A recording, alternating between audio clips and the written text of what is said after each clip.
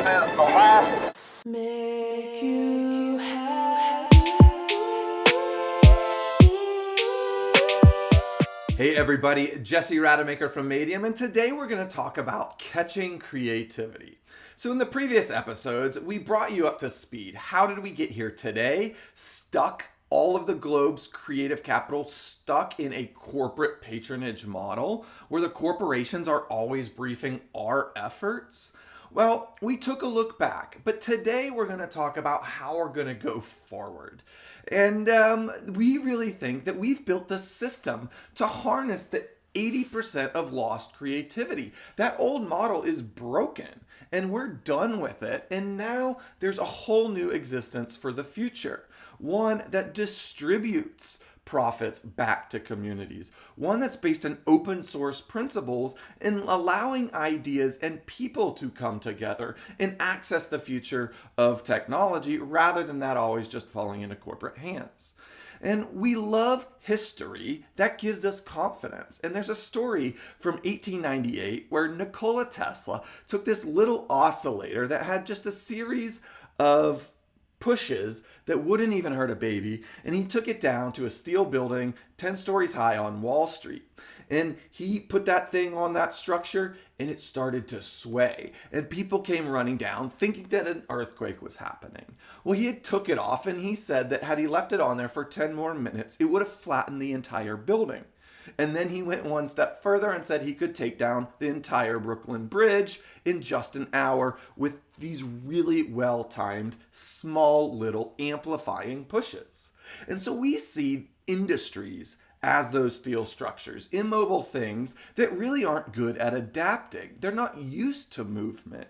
And we think that with design intention, with appropriate morals and ethics from a community focus, we are going to be able to apply those well-timed pushes to systems and kind of start to prove that their weight can be used against them.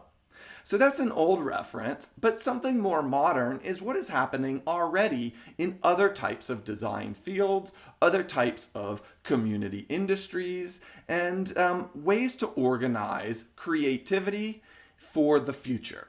So check this out. So let's borrow a reference from the music industry to really highlight how the design industry needs to catch up. Prince, who was contractually obligated when he was 17 years old when he signed his deal, he was stuck in a 360-degree deal that his record label owned all of his creativity and anything that he produced. He was so frustrated that he went and changed his name. That's a pretty typical story, right? Nobody knows how to pronounce it, but everybody knows the symbol. Well, he actually was even performing on stage with the word slave scrawled across his cheek in reference to this contractual obligation that he was under. So from all of the creativity that he could have provided us, do you think he only gave us about 20%? That's a robbery. Society is losing by these types of contracts. And so let's further examine the record industry. What happened? Spotify came forward, and obviously there's others, but they put the creator in direct access to the end user with just a narrow, thin layer of technology in between. Now, music to get heard by the end consumer didn't have to go through all the systems and hurdles, through the executives, the record labels, the radio stations, and all the decision making about your creativity. Now, a more pure concept can reach directly to the creatives, from the creatives and the makers directly to the consumers, and vice versa. There's a feedback loop built into that. Well, we know that Spotify is a for-profit business, and therefore creatives think that they take, too much of their pay from them and don't contribute back to the creatives enough. But think that Madeium is set up more as a co-op. We don't have fiduciary responsibilities to anybody outside of our system. We're not looking to take money and put it on the stock market. We have no investors that are telling us what to do. So unlike Spotify, we're able to give back to the creative community at unparalleled clips. Okay, so here comes the hard part. How do you harness that 80% of lost creativity? Well, all we did was use the design process back on the design industry. We said, who's solving our problems as the problem solvers? Nobody seemed to really be deep into this space. So, as design advocates, we dove head first. You told us that only 20% of your creativity was being utilized, and then we asked you why and how, and just prodded that next layer down to really start to understand your frustrations and your blocks. What was it? Is it a mental block? Is it access to a resource? Is it blocks and tools? What about capital? You started to give us the answers by actually telling us what's wrong with the system. And so all we did was, to enable design entrepreneurship, we went out and tried to solve all these problems that you set up for us, right? We love this. This is what we do. And so instead of solving for end consumers, we're solving for the authentic source of creation. That to us is getting to first principles like never before.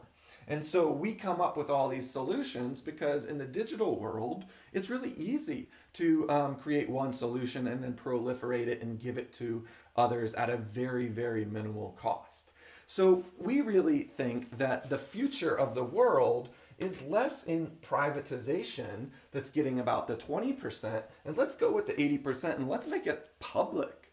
Let's carve out spaces in the future so that all of us get to realize access to the world's best technology.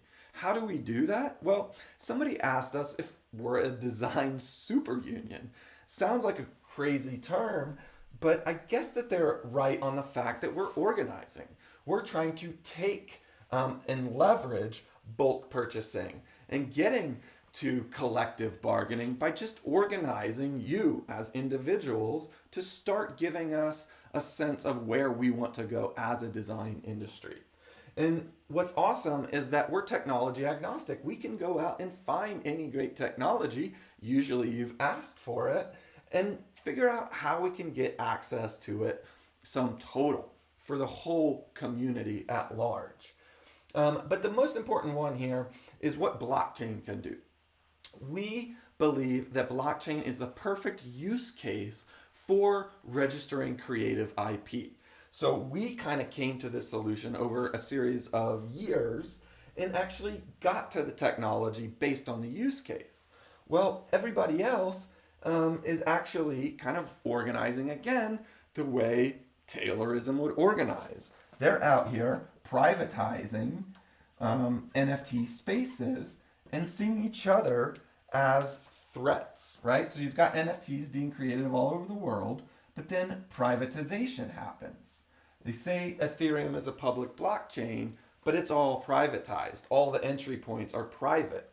Well, we think that this actually sets up a really dishonest part of the business where they say they'll give you ongoing royalties into perpetuity on all secondary sales, but they're not saying on all secondary sales that happen on our website, because ultimately what happens is that a collector can buy it in one space and just sell it in another. It's their right. They own that piece.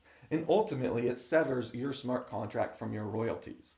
So again, exploitation of new technologies when it comes to the ways that creativity is organized, the way that creativity is monetized, and how the systems actually work.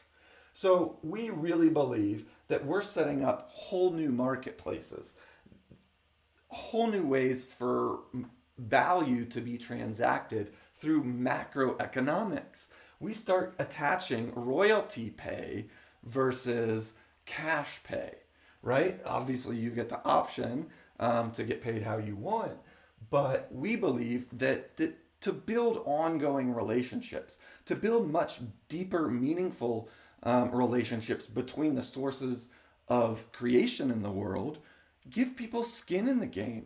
Don't allow them to get paid for the hours that they work, but give them a percentage so that they're involved all the way through the process to the end consumer and when that thing gets launched. We think that there's whole new ways of leveraging the digital and the physical world, of getting to on-demand production through additive manufacturing and 3D printing by just organizing creativity in a very different way. So please, this is your moment. This is our opportunity to come together as a creative community and really chart out that future. Now is the time to fork the future and allow us to drive, allow us to make the decisions. We think that that future is so much brighter and ultimately so much more fun. If you're as optimistic about the future as we are, well, we need your help. Okay, so join Madeium.com and the community of the world's best creatives. Together, we're going to be able to create a peer-to-peer network and really circumvent a lot of the corporations. So follow us on Twitter and Instagram @MadiumMade, and we just launched Discord as well. We've got awesome new projects that are happening right now. NFTs dropping in the sneaker space, footwear artists, designers, sneaker customizers, as well as the world's top skateboarders and photographers. So hit us up. We're always looking to add talent in the Web3 space and the digital creators that are able to create in AR and VR and in the metaverse. Hey, this is really built for you. So hit us up, and until next time, talk to you later.